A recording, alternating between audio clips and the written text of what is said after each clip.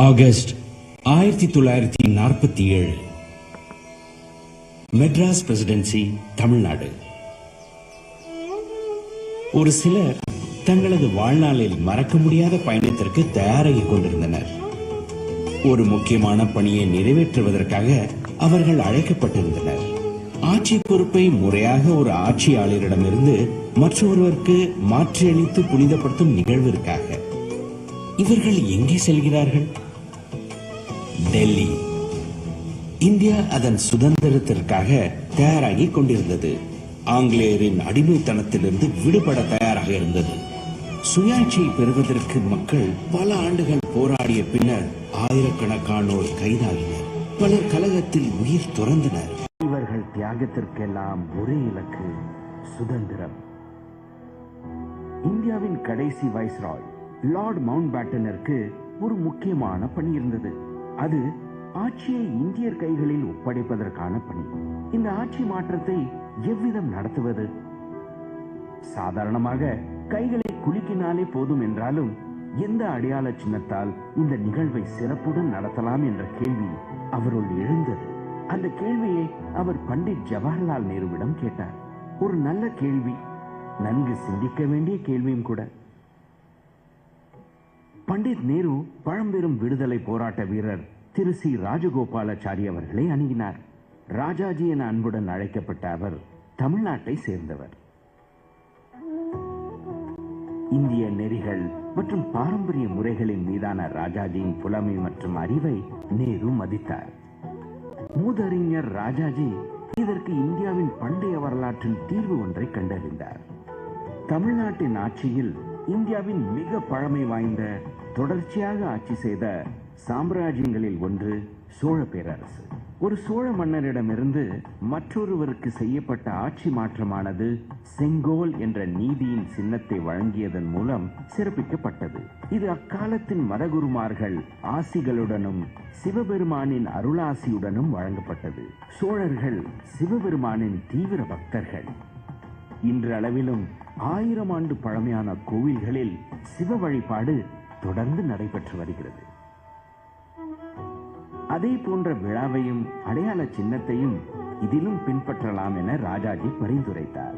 நேருவும் இதற்கு சம்மதித்தார். ராஜாஜி உடனே தாமதிக்காமல் முதன்மையான சைவ மடமாக திகழும் திருவாவடுதுறை ஆதீனத்தை தொடர்பு கொண்டார். 500 ஆண்டுகளுக்கு முன் நிறுவப்பட்ட இந்த ஆதீனம் சோழ நாட்டின் பிரதான பகுதியில் இன்றளவும் செயல்பட்டு வருகிறது.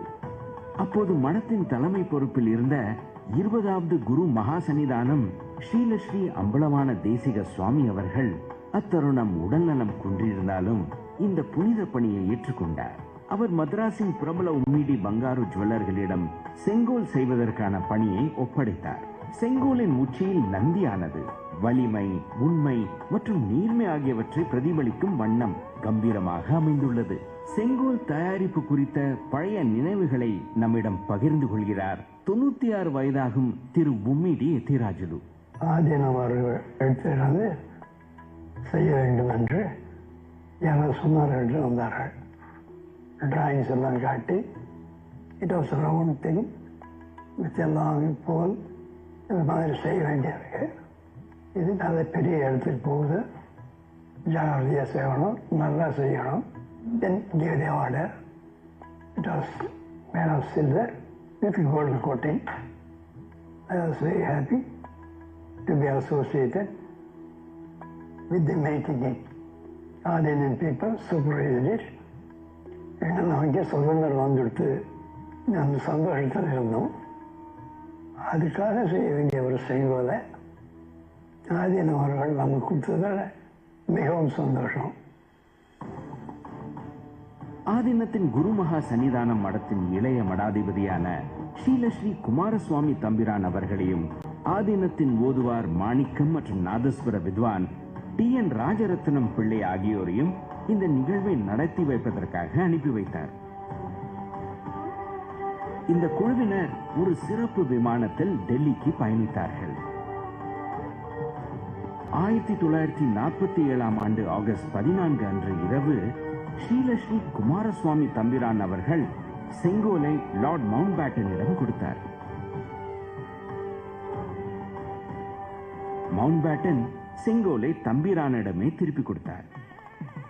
செங்கோல் மீது புனித நீர் தெளிக்கப்பட்டது.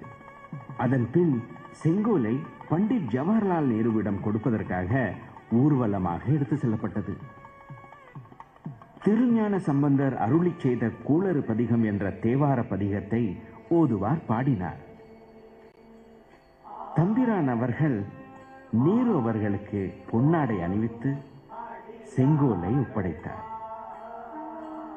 அடியார்கள் வானில் அரசாழ்வர் ஆணை நமதே என்ற வரிகளுடன் பாடல் நிறைவு பெற்றது. இதன் பொருளாவது, இந்த பதிகத்தை ஓதும் அடியவர்கள் வானுலகில் அரசு புரிவர், இதை ஆணையிட்டு சொல்கிறேன் என்பது.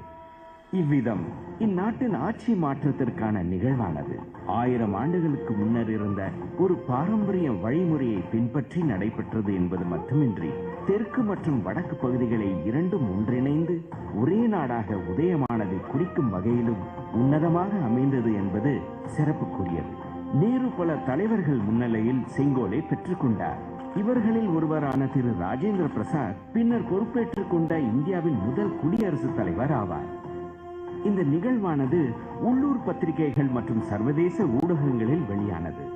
1947 ஆகஸ்ட் 25 வெளியான டைம் பத்திரிகை இந்த செய்தியை பிரசுரித்தது. பண்டிட் நேரு பின்னர் ஆகஸ்ட் 14 நள்ளிரவு அன்று தனது பிரசித்தி பெற்ற உரையை நிகழ்த்தினார் என்பது சிறப்பிற்குரிய தருணமாக அமைந்தது.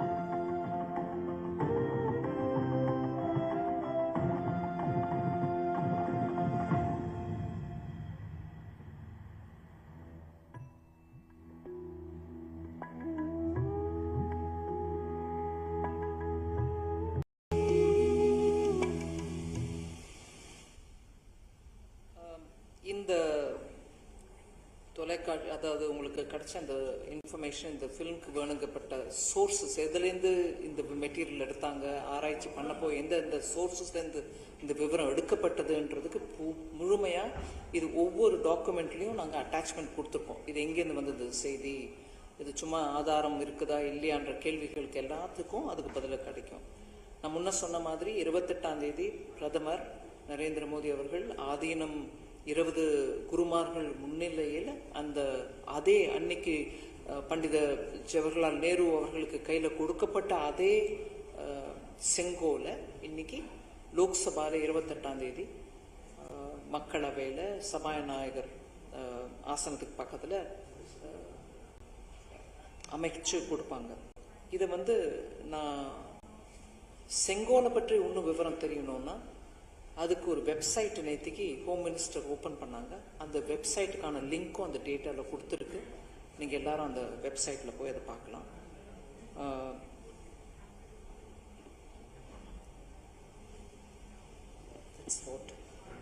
இதை தவிர விவரம் ஏதாவது இருந்தால் நீங்கள் கேள்வி கேட்கும்போது பதில் கொடுக்கறதுக்கு நாங்கள் எல்லாரும் இருக்கோம். So whoever is organizing. Thiru M Ronald Jebaraj, A9.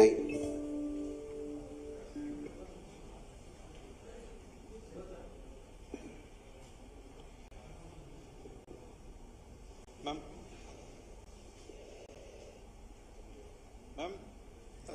for years, many don't know what this spectre is and where this idea came from, and particularly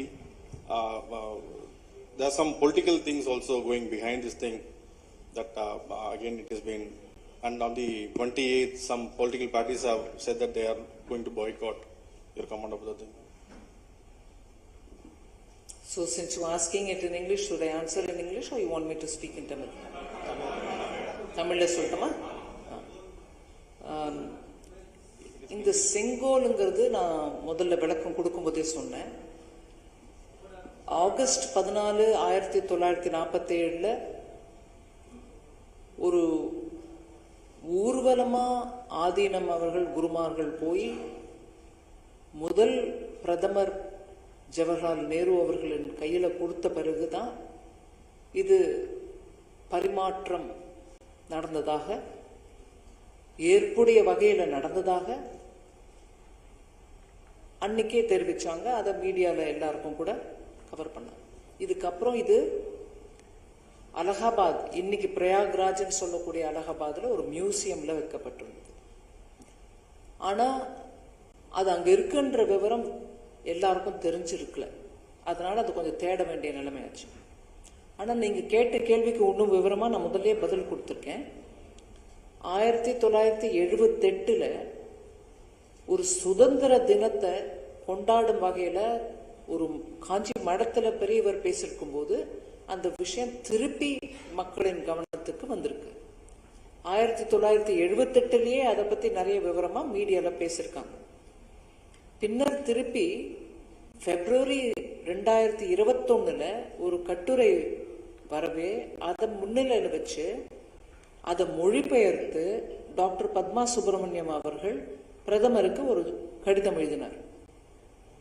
அது வந்த கடிதத்தில் இருக்கக்கூடிய விஷயம் எங்க இருக்கு, அதற்கு பின்னால இருக்கக்கூடிய விஷயங்கள் என்னன்றதை பத்தி ஆராய்ச்சி பண்றதுக்கு பிரதமர் ஐயா ஒரு சிலரை அணுகி இது என்ன, இதுக்கு பின்னாடி இருக்கக்கூடிய நிஜம் என்னன்றதை ஆராய்ச்சி பண்ணி சொல்லுங்கன்னு சொன்ன பிறகு அவங்க தேடி கண்டுபிடிச்சு, ஆமா இன்னைக்கு அலகாபாத்ல பிரயாக்ராஜ்ல இருக்கக்கூடிய மியூசியம்ல இருக்கக்கூடியது அதே தான், அந்த செங்கோல் தான். அதை அங்கிருந்து எடுத்து வந்து இப்ப புதிய பார்லிமெண்ட்ல வைக்கிறதுக்கான ஒரு முயற்சி இன்னைக்கு நம்ம வெளிப்படையா சொல்றோம். அதை பத்தி இதுதான் அதுக்கு பின்னாடி இருக்கக்கூடிய விஷயம். இதுல அரசியல் செய்யறதுக்கு ஒண்ணுமே இல்லை. அப்போ நிகழ்ந்த நிகழ்ச்சி, அந்த செங்கோல், அதுவும் தமிழ்நாட்டில் நம்ம எல்லாருக்கும் ஒரு சந்தோஷம் அடையக்கூடிய ஒரு விஷயம். கௌரவம், தெலுங்குல சொல்லுவாங்க கௌரவமா இருக்கு எனக்கு, அதாவது பெருமிதமா இருக்கு எனக்கு.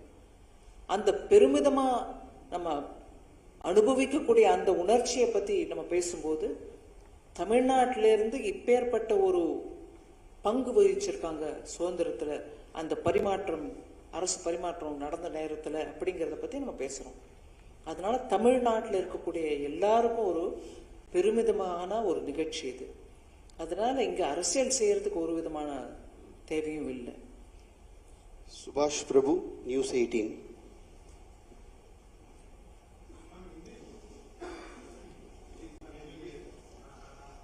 நீங்க இதுல அரசியல் செய்ய வேண்டாம்னு சொல்றீங்க, ஆனா எதிர்கட்சிகள் இதுல அரசியலை செய்யறதை எப்படி பாக்குறீங்க? ஏன்னா நீங்க ப்ரைட் ஆஃப் 75 இயர்ஸ்ல இது ஒரு முக்கியமான ஒரு ஏறத்தாழ ஒரு 1000 கோடி ரூபாயில கட்டக்கூடிய ஒரு கட்டடம். அந்த கட்டடத்துல நீங்க ஒரு முக்கியமான ஒரு நிகழ்வை தமிழ்நாட்டை பிரதிபலிக்கக்கூடிய கௌரவிக்க வகையில செய்றீங்க. ஆனா இங்க இந்தியால 19 அரசியல் கட்சிகள் இதுல வந்து புறக்கணிப்பதாக சொல்லியிருக்கிறாங்க. உங்க கூட்டணி கட்சிகள் இதை புறக்கணிக்க கூடாது அப்படின்றது எதிர்ப்பு தெரிவிச்சிருக்கிறாங்க. எப்படி பார்க்கிறது இதெல்லாம்? நீங்க எது சொல்றீங்க? இந்த விழாவில பங்கேற்காம இருக்கிறது. பார்லிமெண்ட் ஓபன், நாட்டுக்கு அர்ப்பணிக்கக்கூடிய அந்த விழாவை பத்தி சொல்றீங்க, செங்கோலை பத்தி சொல்லல. சோ அந்த விழாவில் பங்கேற்கிறேன், பங்கேற்க மாட்டேன், எதிர்ப்பு தெரிவிப்பேன் அப்படின்னு சொல்றது எதிர்கட்சி அவங்களுடைய பொசிஷன் எடுத்திருக்காங்க. ஆனா நான் என்னுடைய தாழ்மையான அபிப்பிராயத்தை சொல்றேன். பார்லிமெண்ட்ங்கிறது ஒரு புது நாடாளுமன்ற கட்டிடம் கட்டுறோம். அது அடுத்த ஒரு 100, 150 வருஷம், 200 வருஷத்துக்கு இருக்கக்கூடிய ஒரு நாட்டின் கௌரவமான சின்னம், ஒரு பெருமிதத்துக்குரிய சின்னம். அதுல நம்ம இன்னிலேருந்து ஆரம்பிச்சு, அது எப்போ செஷன் ஆரம்பிக்குமோ அப்போலேருந்து ஆரம்பிச்சு நம்ம டெய்லி அங்க போய் மக்களுடைய பிரச்சனையை பத்தி பேசுறதுக்கு நம்ம எல்லாரும், தேர்ந்தெடுக்கப்பட்டவங்க எல்லாரும் கூட அங்க போய் உட்காந்து அதை பத்தி எதிர்கட்சி ஆளுங்கட்சின்னு அந்த விஷயங்களை எடுத்து பேச போகிற அந்த சபையை புறக்கணிக்க போறோமா? நான் தாழ்மையுடன் கேட்டுக்கிறேன். இது ஜனநாயகத்தின் ஒரு கோவில். அதனாலதான் நீங்க உங்களுக்கு ஞாபகம் இருக்கும், 2014 பிரதமர் ஐயா முதல் முறையா மெம்பர் ஆஃப் பார்லிமெண்ட் ஆயிட்டேன், இங்க வர பிரதமரா வரேன்னா கூட அந்த படியில சிரம் தாழ்த்தி அந்த கோவிலுக்கு வணக்கம் தெரிவிச்சுட்டு உள்ள போனார். இது இன்னைக்கு உங்களுக்கு ஒரு பிரதமரை பிடிக்குது, பிடிக்காம இருக்குது, எங்களுக்கு கஷ்டமா இருக்கு, அவரை பார்க்க பிடிக்கல, எதுவா இருந்தாலும் கூடங்க அந்த கோவிலுக்கு கொடுக்கக்கூடிய மரியாதை, ஜனநாயகத்தின் ஒவ்வொரு மக்கள் விஷயங்களையும் பத்தி பேசக்கூடிய அந்த கோவில்ல தான் நம்ம போய் உட்காந்து மக்களுக்கு தேவையான விஷயங்களை எடுத்துட்டு வரோம். அதை புறக்கணிக்கிறது நல்லது இல்லைன்றது என்னுடைய தாழ்மையான அபிப்பிராயம். அதை தவிர நான் தாழ்மையோ வேண்டி கேட்டுக்கிறது தான், அவங்க எல்லாரும் கூட அவங்களுடைய நிலைப்பாட்டை கொஞ்சம் புனர் ஆலோசிக்கணும், திரும்பவும் யோசிக்கணும். அதை பத்தி திரும்பவும் யோசித்து மக்களுக்கோசமாவது வந்து அந்த ஃபங்க்ஷன்ல பங்கேற்கணும். குற்றச்சாட்டு என்ன சொல்றாங்கன்னா முறையான அழைப்பு எங்களுக்கு கொடுக்கப்படலை அப்படின்றது அவங்களோட குறையா. முறையான அழைப்பு கொடுக்கலன்றதுனால புறக்கணிக்கிறாங்களா? நான் அதை விசாரிக்கணுங்க. எனக்கு தெரிஞ்சு நல்ல விதமா செக்ரட்டரி ஜெனரல் ஆஃப் லோக்சபா, அவர் தான் லோக்சபாக்கு முழுமையான அதிகாரி. அவர் மூலமாக லோக்சபா ஸ்பீக்கர் சபாநாயகரின் தரப்பிலிருந்து அவங்களுக்கு ஒரு இன்விடேஷன் போயிருக்கு. அது முறையில்லை அப்படிங்கிறாங்களா இல்ல வேற ஏதாவது எதிர்பார்க்கறாங்களான்றது எனக்கு புரியல. Thank you ma'am. Shilpa Nair, India today team.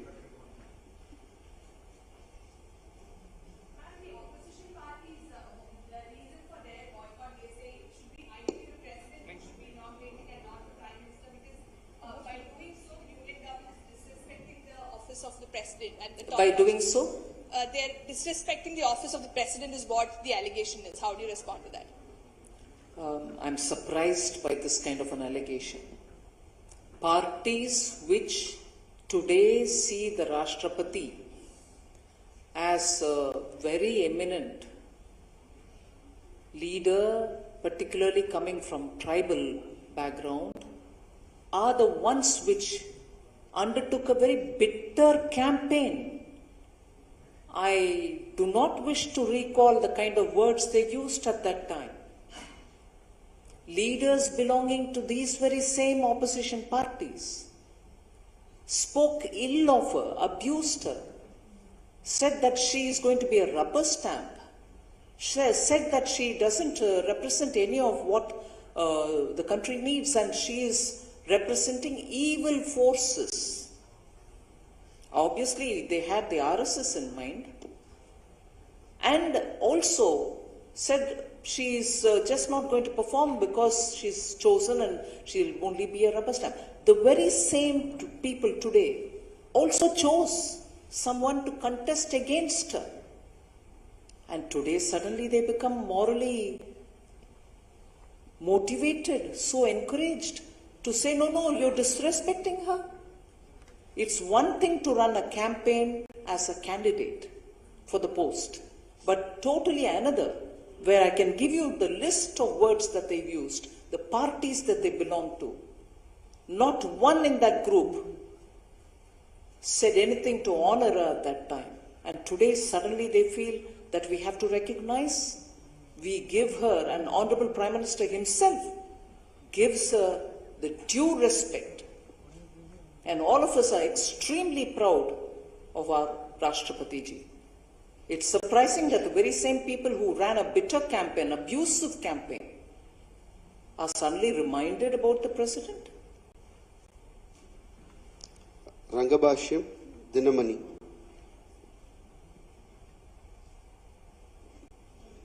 Madam, நம்ம சோழ பரம்பரைன்னு சொல்லி இது சொல்றீங்க, இது அந்த மாதிரி இல்லையே. நீங்க எப்படி இந்த செங்கோல் வந்து சோழ பரம்பரைன்னு நீங்க அந்த ஐடென்டிஃபை பண்றீங்க? நான் ஐடென்டிஃபை பண்ணலைங்க. மூதறிஞர் ராஜாஜி அவர்கள் திருவாவடுதுறை மடத்தோட பேசி அவங்க எல்லாரும் கலந்து ஆலோசனை பண்ணி, அப்போ ராஜ பரம்பரையில சோழர்கள் நம்ம எடுத்து சொல்றோம். ஏன்னா சோழர்கள் உலக அளவுல எல்லாருக்கும் தெரிஞ்சவங்க.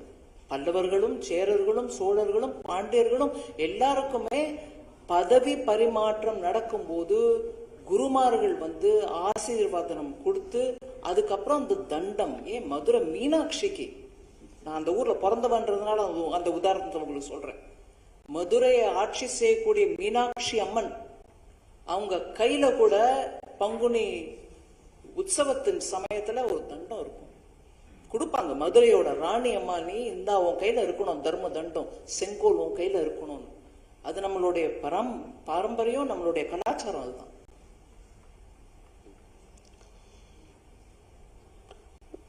திரு டி பிரபாகரன், சன் நியூஸ்.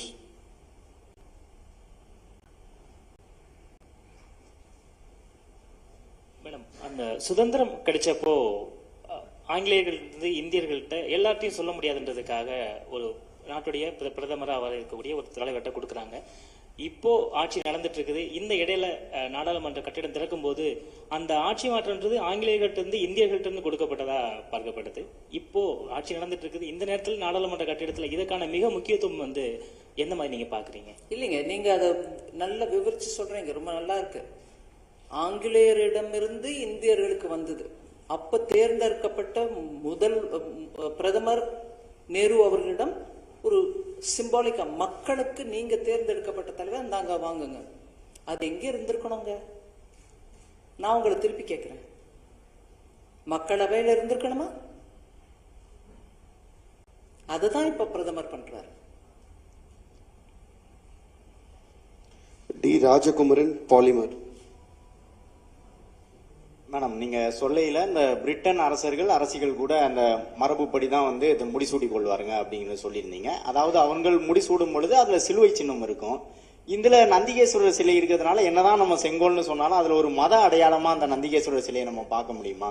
அது மாதிரி வாய்ப்புகள் இருக்கு. இல்ல, நான் அங்க சிலுவை இருக்கிறதுனால இங்க நந்தி இருக்கணும் நான் சொன்னேங்க.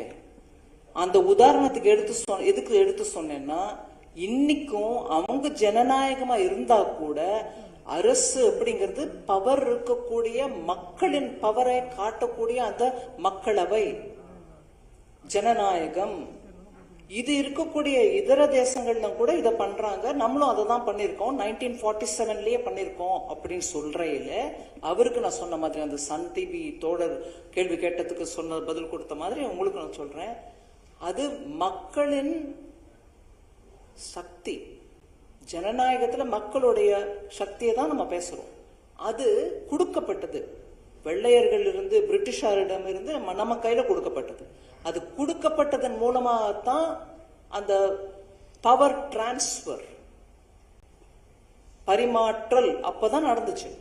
அது நடந்ததுக்கு அடையாள சின்னமாக ஒரு தர்மத்துடனும் நியாயத்துடனும் எல்லாருக்கும் தத்துவத்துடனும் அரசாளனும் சொல்லி கையில கொடுக்கப்பட்டது அந்த செங்கோல். அந்த செங்கோலை எடுத்துட்டு வந்து திருப்பி மக்களவையில தான் இன்னைக்கு வைக்கிறோம். அதுல ஒன்னும் தப்பு இல்லைங்க. அப்ப கொடுக்கப்பட்டது தான். இப்போ அது எங்க இருக்கணுமோ அங்க இருக்கணும். இருக்கப்படல இப்ப வரைக்கும், அந்த இடத்துல வைக்கப்படல இப்ப வரைக்கும். அதை அங்க வைக்கணும்ன்ற அந்த ஒரு முயற்சியில தான் எடுத்துட்டு வைக்கிறோம். இதுல அந்த செங்கோலுக்கு பின்னாடி இருக்கக்கூடிய அந்த தத்துவத்தை நம்ம மறந்துடக்கூடாது.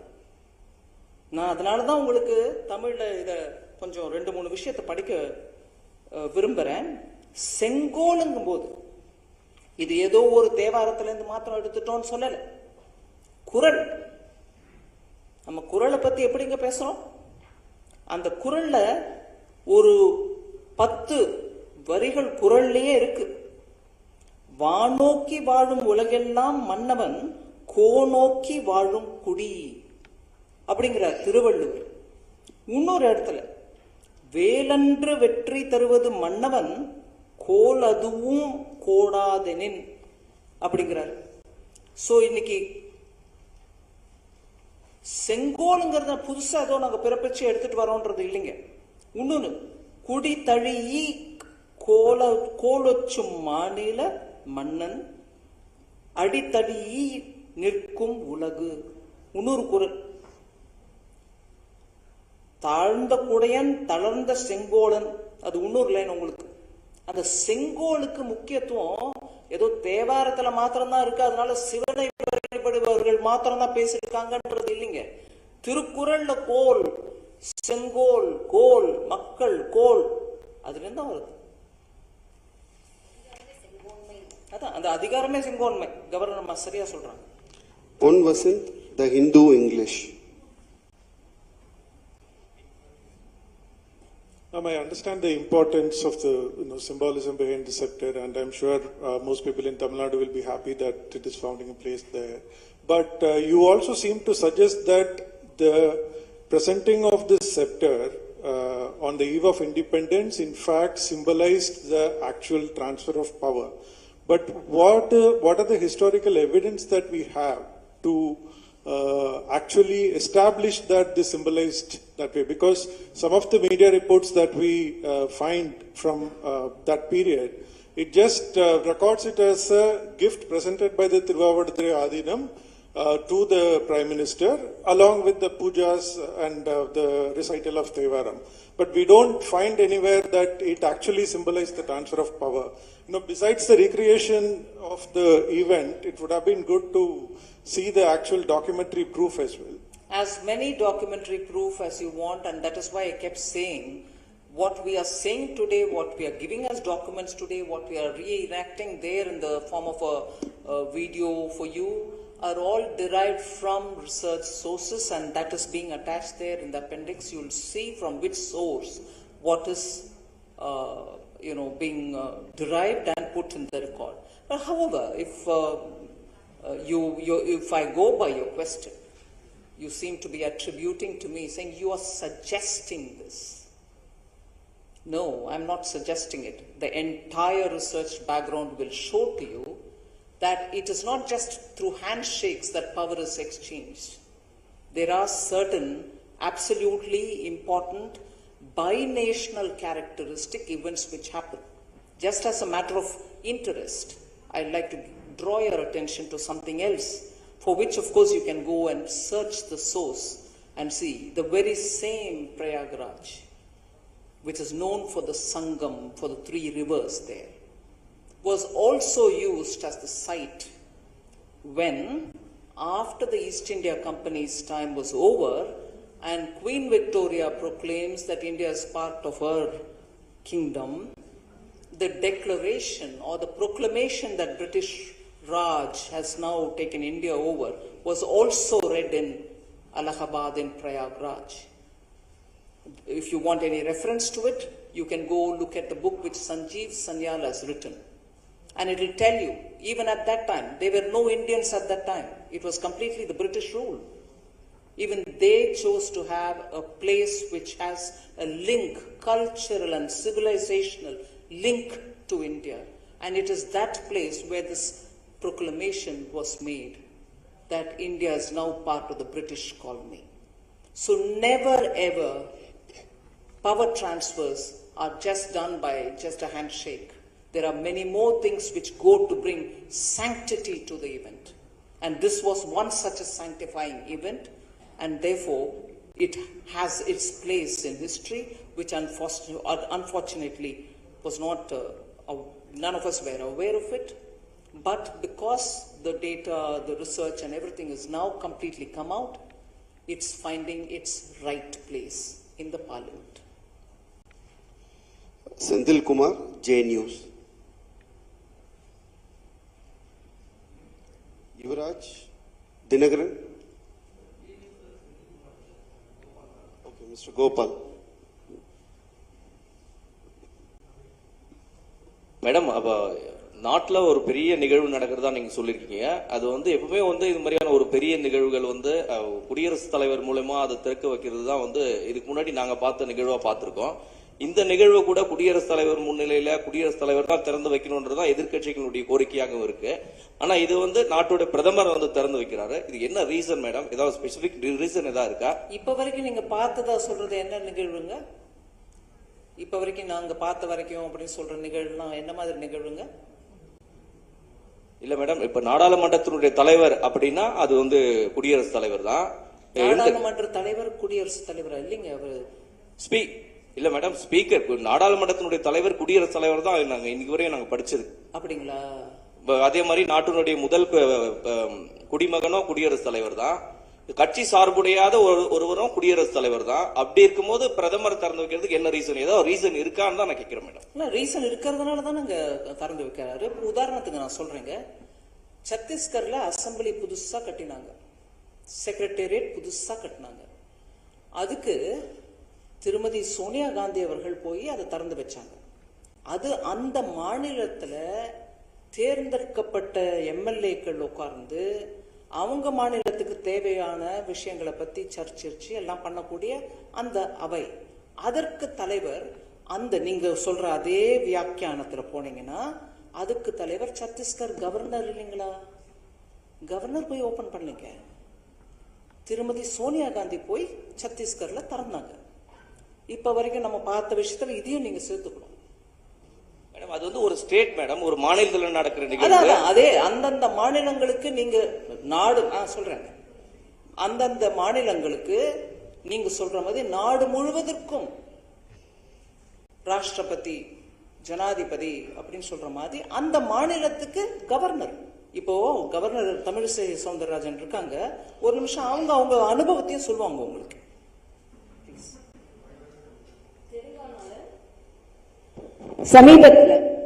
சமீபத்துல மிக பிரம்மாண்டமாக ஒரு சட்டமன்றம் கட்டப்பட்டு அதை முதலமைச்சர் தான் திறந்து வைத்தார்கள். எல்லோரும் கேள்வி கேட்டார்கள், இதில் கவர்னருக்கு அழைப்பு விடுக்கப்பட்டதா என்று. இல்ல முதலமைச்சர் தான் இப்ப ஆட்சி செய்து கொண்டிருக்கிறார், அதனால் முதலமைச்சர் ஆரம்பித்து வைப்பதற்கு என்பது இல்லை, அழைப்பு கூட கொடுக்கப்படவில்லை. இதை நான் தெளிவாக இங்கே சொல்ல ஆசைப்படுகிறேன். அது மட்டும் இல்ல, இப்ப இங்க சொல்றீங்க அரசியல் சார்பு இல்லாதவர் ஜனாதிபதி குடியரசுத் தலைவர், அதையே ஆளுநர்களுக்கு சொல்ற நடக்க கூடாது பண்ணி கொடுக்கறது தான் அது. அதனால நடக்கக்கூடாது. அதை பார்க்கையிலே நம்மளுக்கு அந்த மெசேஜ் ஞாபகம் வரணும். நியாயமா நோக்கு சரியா எல்லாரையும் சேர்த்து கூட்டிட்டு போற மாதிரி இருக்கக்கூடிய நல்ல நீதி நிலைமை நல்லா இருக்கணும். நிச்சயமா மேடம். இப்ப ஆனா செங்கோல்ல வந்து நந்தி அதே மாதிரி லட்சுமி ஆகிய தெய்வங்களுடைய சிலை இருக்கு மேடம், இந்துக்களுடைய தெய்வங்களோட சிலை இருக்கு. ஆனா நம்ம நாட்டுல கிறிஸ்தவர்கள் இருக்காங்க, இஸ்லாமியர்கள் இருக்காங்க, அவங்களை குறிக்கிற மாதிரியான எந்த விஷயங்களுமே இல்லை. அப்ப வந்து அவங்க ஒருதலை பட்சமா இருக்கு, இந்துக்களுடைய கடவுள் மட்டும்தான் வந்து வைக்கப்பட்டிருக்கு அப்படின்னு அவங்க வருத்தப்பட மாட்டாங்க. இது ஜவஹர்லால் நேரு அவர்கள் கையில கொடுக்கப்பட்டது, அவரும் வாங்கிக்கிட்டாரு. இந்த நாட்டுல அப்போலேருந்தும் சரி இப்போலேருந்தும் சரி எல்லா மக்களும் வாழ்ந்துட்டு தான் இருந்தாங்க. அப்பவும் பிரிட்டிஷார் கையில கொடுக்கும் போது கூட நம்ம நாட்டுல இந்துக்களும் இருந்தாங்க, கிறிஸ்தவர்களும் இருந்தாங்க, முஸ்லீமும் இருந்தாங்க. இது ஒரு சிவிலைசேஷனல் லிங்க பத்தி பேசுது, நம்ம கலாச்சாரம் பாரம்பரியம். இதை பத்தி நீங்க கேள்வி கேட்கறீங்க, நல்லது, நான் அதுக்கு பதில் கொடுக்கறேன். உதாரணத்தோட கொடுக்கறேன். இந்தோனேஷியா உலகளவிலேயே அதிகமான இஸ்லாமியர்கள் வாழக்கூடிய நாடு இன்னைக்கும், இல்லைங்களா? அவங்களோட கரன்சி நோட்டை எடுத்து பாருங்க, விக்னேஸ்வரனும் லக்ஷ்மியும் தான் போட்டிருப்பாங்க. குபேரன் அவங்க நாட்டில் ஒரு பெரிய வழிபடக்கூடிய தெய்வம். இன்னைக்கும் உலக அளவுல பெரிய பெரிய பெரிய விக்கிரகங்கள், பெரிய மலை மேல ஒரு சின்னம் வச்சிருக்காங்க. அவங்க கவர்மெண்ட் மூலமா பெர்மிஷன் கொடுக்கப்பட்டு பெரிய ஒரு விக்கிரகம் ஒன்று இருக்குன்னா கருட விஷ்ணு காஞ்சனா அப்படின்வாங்க. அப்படின்னா கருட வாகனத்தில் இருக்கக்கூடிய விஷ்ணு. நீங்க இந்தோனேஷியா ஜகார்த்தா போனீங்கன்னா அது கூகுள் ஏர்போர்ட்ல இறங்கின போல இருந்து கண்ணில் போடும், சரிங்களா? அவங்களுடைய நான் டிஃபென்ஸ் மினிஸ்டரா இருந்த போது போனதுனால ஞாபகத்தோட சொல்றேன் உங்களுக்கு. டிஃபென்ஸ் ஹெட் குவார்ட்டர்ஸ்ல ஒரு 4-5 ரூம் இருக்குது. அதில் தான் அவங்க ஸ்ட்ராட்டஜி திங்கிங். நான் எல்லா ரூமுக்குள்ள போகல, ஆனால் போர்டு பார்த்தேன் ஒவ்வொரு ரூமுக்கும். அவரும் ரொம்ப பெருமையாக அந்த டிஃபென்ஸ் மினிஸ்டர் எனக்கு காமிச்சு கொடுத்தாங்க. பஞ்ச பாண்டவர்களோட பேர் அர்ஜுனன், தர்மபுத்திரன், நகுலன், சகாதேவன் பேர். இஸ்லாமியர்கள் அதிகபட்சமாக வாழக்கூடிய, அதுவும் ஒரு இஸ்லாமிக் கண்ட்ரி அங்கே இருக்குதுங்க. அதில் அவங்களுக்கு ஒரு கஷ்டமும் தோணலை. ஏன்னா இதெல்லாம் சிவிலைசேஷனல் சிம்பிள்ஸ். இதெல்லாம் ஒரு நாட்டின் பழமையை எடுத்து காட்டக்கூடிய சின்னங்கள். இது எப்போலேருந்தோ இந்த நாடு ஒரு விதமா நல்லா எல்லாருக்கும் நியாயம் வழங்கக்கூடிய நாடா வளர்ந்துட்டு வருது அப்படிங்கிறதுக்கான ஒரு சின்னங்கள். எங்கேயுமே இதுக்கு ஒப்ஜெக்ஷன் இருக்காதுங்க. நம்ம அரசியல் ரீதியா இது என்ன எப்படி பண்ணிட்டீங்க அப்படின்னு கேட்கறதுக்கு உதவும், ஆனா அதுக்கு பதிலும் நம்மளுக்கு கிடைக்கும். பிரதமர் நேரு அவர்களை பத்தி பேசும்போது சொன்னீங்க மேடம், சாரி ஒரே ஒரு கொஸ்டின். பிரதமர் நேரு அவர்களை பத்தி பேசும்போது சொன்னீங்க, அவர் வந்து நாடாளுமன்றத்துல தான் அதை வச்சிருக்கணும், கொண்டு போய் நான் அதை வச்சிருக்கணும்னு சொன்னீங்க. அவர் அங்க நான் சொல்றதை நான் சொல்லிக்கிறேங்க. என் வாயில நீங்க போடாதீங்க, வரட்டேன். நான் சொல்றேன். நீங்க புரிஞ்சுக்கலன்னா இல்ல புரியும்படி சொல்லுங்கமான்னு சொல்லுங்க, நான் திருப்பி சொல்றேன். அவர்கிட்ட கொடுத்தது ஆட்சி பரிவர்த்தனை நடக்கும்போது கொடுக்கப்பட்டது. அது ஒரு ஆட்சி எங்க நடக்குதோ அங்க வச்சிருந்தா கண்ணில் போடும் எல்லாருக்கும். அதுல இருந்து ஒரு ஈர்ப்பு சக்தினால நம்மளுக்கு ஆமா அது என்ன சொல்ல வருதோ அதை நம்ம மனசுல வச்சுக்கணும்ன்றது ஒரு ஊக்கம் வரும். அதை இன்னைக்கு பிரதமர் இன்னைக்கு பாராளுமன்றத்தில் வைக்கிறாருன்னு சொல்றேன். அது ஆனா எங்க இருந்துச்சுன்னு கேட்டதுக்கு அது எங்க இருந்துச்சுன்னு கூட வியாக்கியானம் கொடுத்தேன். ஆனந்த பவன்ல இருந்துச்சு, அது அவருடைய வீடா இருந்துச்சு இல்ல? ஆமாங்க, அங்க இருந்துச்சு. நான் சொல்லாது அங்கதான் இருந்துச்சு, அதோட போட்டோ கூட இருக்கு. அப்படின்னா எங்க இருந்திருக்கணும்? அப்படின்னா நாடாளுமன்றத்துல அது இருந்திருக்கணும்னு கேட்குறேன். அது உங்களுக்கு புரிஞ்சு நீங்களே சொல்றீங்கன்னா நானும் ஒத்துக்கிறேன். Thank you. Thank you. The last question, please. Madam, ஒரு கொஸ்டின் மேடம்.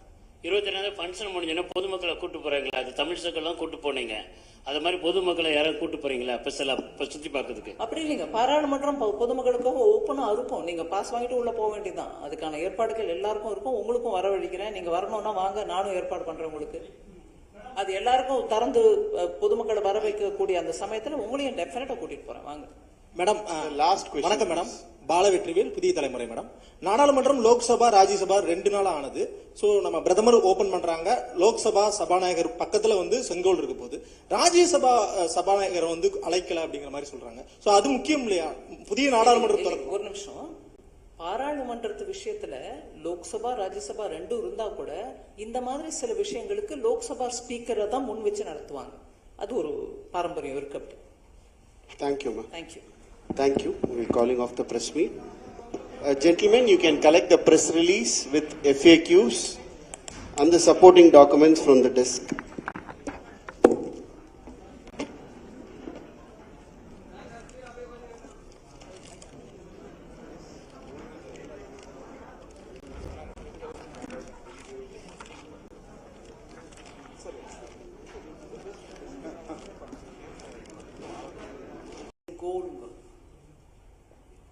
தர்ம தண்டந்த செங்கோல்னு அந்த வார்த்தையோட உபயோகிக்கிறோம். அங்கேயும் பிரிட்டன்லயும் இதே தான் இன்னைக்கும் அவங்க ஃபாலோ பண்றாங்க. அதாவது அங்க ராயல்டி இல்லை, அதுவும் இன்னைக்கு டெமோக்ரஸி தான். சோ இந்த நிகழ்ச்சி